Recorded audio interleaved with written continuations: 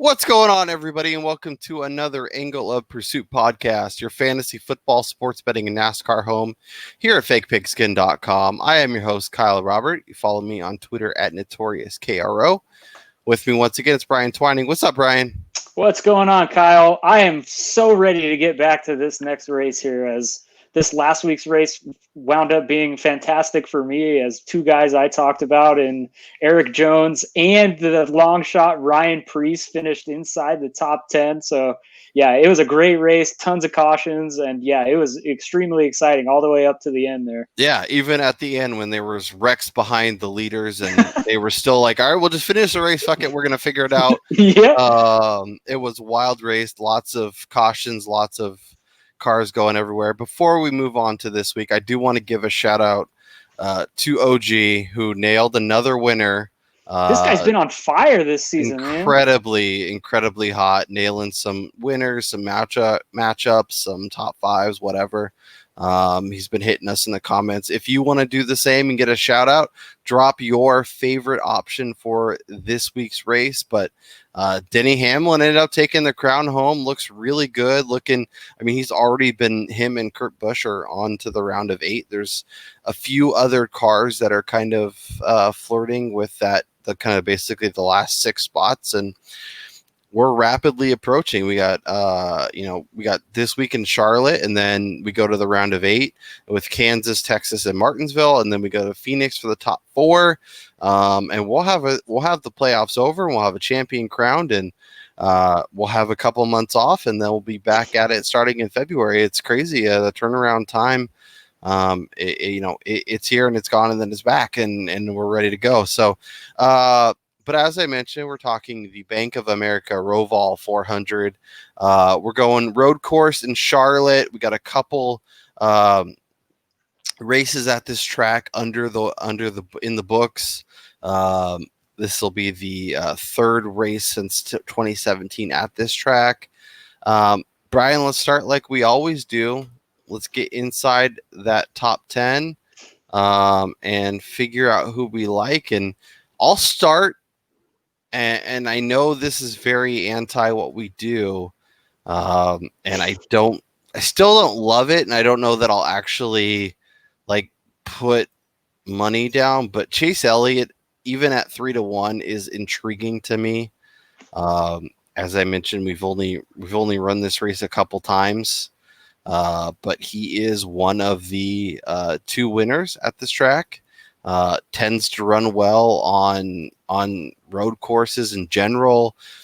Been on fire. Been in the hunt on a lot of these tracks. In the 2 races he won the last time we were here. The time before that he was 6th overall. I feel like he's he's another guy that's kind of in that group to move on, and he wants to keep his spot in the playoffs. So I expect him to perform well here. And I know it's a short price, and I know it's not great, but still 3-1, still triple your money. And I don't hate it. Yeah, it's interesting because we've talked about this before earlier in the year when they went to the Daytona road course, and there's not a lot of data to go on with this because in the Cup Series they don't really run a lot of road races. But when looking at the numbers, it was clear and pretty evident that Chase Elliott is probably the best driver in the circuit on road courses, as he won that race. He's won multiple times at both Sonoma and Watkins Glen, which are the other 2 road courses in the Cup Series. And so that's why you're seeing him being the favorite, a pretty big favorite at 3-1 odds to win the race. And it's when talking about the road courses where there's less room to pass, like there's less chances to make passes. It takes good skilled driving and people familiar with this kind of racing. And Chase Elliott is one of the guys that's the best at it. And I don't fault people for taking that bet at 3-1. Yeah, I'm looking at road course since 2017. He's raced 9 of them. He's won 4 of them. He's got 5 top 5s. He's got 7 top 10s. He's clearly in the mix for a reason. And then the guy you want to hit on is the other name that's tends to do really, really well at these kind of tracks. And that's Party Marty Truex. 3 wins, 6 top 5s, 7 top 10s over all the 9 races at road courses since 2017. So these guys are big favorites for a reason. Yeah, very similarly to like you said, and how Chase Elliott is so dominant at these road courses, like you mentioned with the numbers there. Martin Truex Jr. is just behind Chase Elliott in terms of success on these tracks. And this is a guy who he's been running extremely well over the last few races ever since the playoffs started. Last week he was involved in one of the many accidents at Talladega, but was running near the top of the field the entirety of the race. 2 weeks ago, he had a top 10 where he finished 7th at Vegas. And, this is a guy who we've liked pretty much all season, and he's contending for a championship this year. He's within, I believe he's like top 5 in the standings right now. So he's clearly going to be moving on into the next round, barring any unforeseen things. But at a road course where Truex is driving really well, to me, I'll take that 5-1 number as a heavy favorite, and hopefully just see him with his success at these kind of tracks, just kind of move towards the top and stay there the whole day. Yeah, and like a lot of the time, like we'll look at certain courses or certain tracks, and you'll see a couple guys are really dominant and tend to win over and over, like Michigan, and Kevin Harvick. Like sometimes it's, instead of spreading it out, and even if you see a seemingly tremendous value, there's a reason why there's a couple guys that are big favorites. Now there's other tracks where it's a lot more wide open, like we saw last week, where there's nobody really inside the top, like 10-1. Everyone's got longer odds, a lot more opportunity to take other shots. So you have to kind of figure out which kind of setup we got here. And this week, I think there's a couple heavy favorites. That being said, there's always a few names that are interesting, maybe a little top 3, top 5 action, maybe, that kind of stuff. And we'll start with my guy, Ryan Blaney.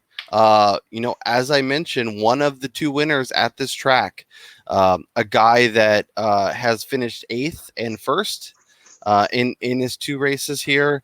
If you kind of dig deeper into him at similar tracks, he's got 3 top 5s, he's got 6 top 10s, the 9th best average finish over the 9 races, a guy that tends to do well, and a guy that has been in the playoff conversation. Obviously got eliminated from 16 to 12, but been running pretty solid for the majority part of the season. I think and you look at his number at 12-1, he's pretty interesting for a guy that's 4 times Chase Elliott and a little over 2 times Martin Truex. Like, if you want to go a little lower, if you want a little bit better payout, that's incredibly interesting, and you can get it plus 325 for a top 3 finish. So if you want a little more safety and still a nice payout, I think that could be a good way to look as well. Yeah, Ryan Blaney was one of the guys that stood out to me, being one of the 2 drivers that has a victory here, and with the other being Chase Elliott, who's 3-1. With Blaney being 4 times the value, I'd almost be willing to risk less money to place on Blaney, and then go with placing a larger wager on, say, Chase Elliott or Martin Truex to finish in the top 3 or the top 5, because Blaney has had decent success at these road courses as well, with 2 top 10s, both at each Sonoma and Watkins Glen.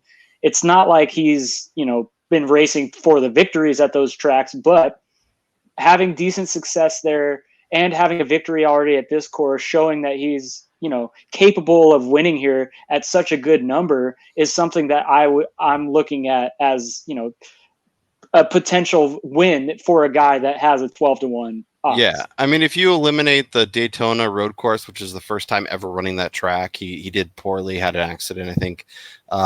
If we start back in 2018 when he won this race, he finished 3rd at Sonoma, he finished 5th at Watkins Glen, and then when they came back, finished 8th in 2019. So that's, 4 straight top 10 finishes. That's somebody that clearly has a comfort level driving these kind of tracks, is in the mix a lot. And if you go top 3 or top 5, I know you're never going to feel great, but I'd rather plus 125, 150, whatever it is. I can pull it up, or 325 on the top 3. The top 3, I think, it makes a lot of sense. Yeah, he's what? Oh, he's 2-1. Wait, 2-1 plus 180. So basically 2-1 to finish top 5. And like I feel like that's pretty good ROI for a bet that I feel really good about. Definitely. And just looking at the starting grid now, Blaney's starting 24th. So he's starting in the 12th row. And I know I alluded to it with Martin Truex, how passing is pretty difficult at these road courses. But if you're looking at a DFS lineup for a guy that has the opportunity to move up that many positions, like those are crucial points that you can have in a race that, when you're building your lineup construction, you're trying to build on guys who can create like positive grid position and potentially win the race. This guy has it all. So I think he's he'll be cemented in all 3 of my DFS lineups that I do for NASCAR races every week. Absolutely. Let's talk about my other guy, and I know you were interested in him as well. We talked about him last week, back on him this week. Alex Bowman, 18-1. He's another guy that, like, he's not quite to the level of Chase Elliott or even Ryan Blaney, but has had success at road courses. A guy that's in the mix for the playoffs, a guy that's trying to keep his movement going and prove that he is ready to vault into kind of that elite level. At 18-1, like with 2 top 5s at this Charlotte track, like that's crazy. Yeah, and so you could look at him too as like, okay, maybe you don't want to go 18-1, but you can go 5-1 on a top 3, or you can go plus 260 on a top 5. And as you mentioned, 2 top 5s in his last 2 runs at this track feels like, you don't want to say anything's guaranteed, but at plus 260, like the risk versus the potential reward, I feel like is definitely there. Yep. Yeah, definitely. He was another guy after Blaney that really caught my eye in terms of value. And, having such great success at a track that's only been ran twice, like I think that's paramount when coming into this with the limited practice time, really no qualifying going on. So he has decent familiarity with what's going to be coming up at this race. Yep. And he's sitting right on that kind of cut line of a legit playoff run. So I think this is a big spot for him to go, okay, I'm comfortable at these tracks. I'm ready to run. I'm ready to move on and lock in my position for the next run. Let's do what you did last week, Brian. Let's go deep. Let's find a winner. And let's talk about Chris Boucher at 80-1. Ryan Preece 2.0, come on down. Yeah, I mean, I'm always looking for those tremendous values when betting or DFS kind of lineups. And this was a guy who, when looking down the list here and looking at his road course history, he's been okay. At this track in particular, he has a 17th and an 18th place finish. Not something that really, shines diamonds out there as somebody who you think is going to win the race. But he finished 5th at the Daytona road course this year. Under JTG Doherty Racing, he actually has 6 top 20s at Sonoma and Watkins Glen with 3 top 13s. I mean, we're nitpicking here. I'm cherry picking numbers, but he's right on the cusp of those top 10s. So as far as Boucher goes, for me, the value there is his potential of sneaking into the top 10 in this race. And at a guy who's starting 21st, again, another DFS value for somebody who maybe like the, diehard NASCAR fans or diehard NASCAR DFS players are gonna be picking on, because he's probably going to be pretty cheap. I haven't even checked the lineups yet, but for a guy who is 80-1 to win the race, I'm looking at the potential at a top 5, which is 9-1, or top 10, which is 2.5-1. Like the value is right there. And he's finished top 10 in 2 of the last 3 races of this season. So he's been running really good. So why the hell not? Yep. And like you said, we're not taking the 80-1. No. But if you can find, if you look at 16-1 for a top 3, which is tremendous value. If you go and look at, a top 5, you can get 9-1. That's the kind of stuff that would be interesting and be compelling. And even if you just want to get a top 10 and call it a day, and just want him at, let me try and get the number here, plus 240, like 2.5-1. Like, I love that value. Okay, Brian, let's do what we always do. It's time for our Roval 400 best bet for the race on Sunday. Who do you like? Where are you going? All right. So I am floating in the clouds right now after 2 consecutive weeks of picking winners, and last week having 2 guys do exactly what I was talking about. So we're going extremely big. I'm going Martin Truex Jr. to win the race at 5-1. This dude has had multiple victories in 4 straight seasons, and he's still sitting on 1 for this year. And he's at a road course where he's the second best driver on the series, and he's due for his second win. So I'm going Martin Truex at 5-1 to win this race. I'm gonna one up you, Brian, and you're not gonna like this. I'm gonna do something. I'm gonna see if I can even actually do it before I suggest doing it. But I think DraftKings, they won't let me do that.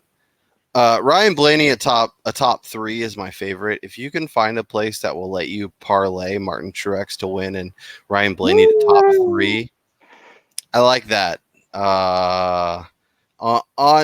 It won't let me do it on DraftKings, but per the odds, it's 24.5-1.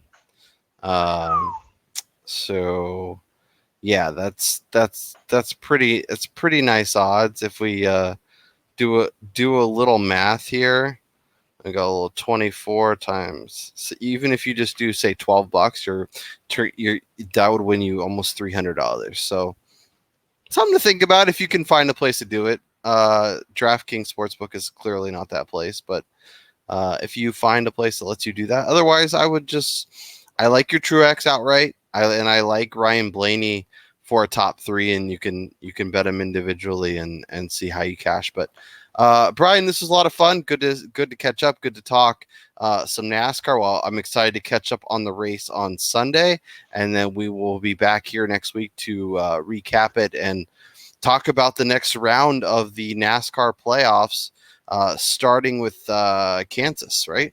Yeah, Kansas. For Brian Twining, I'm Kyle Robert, and we'll talk to you guys next time.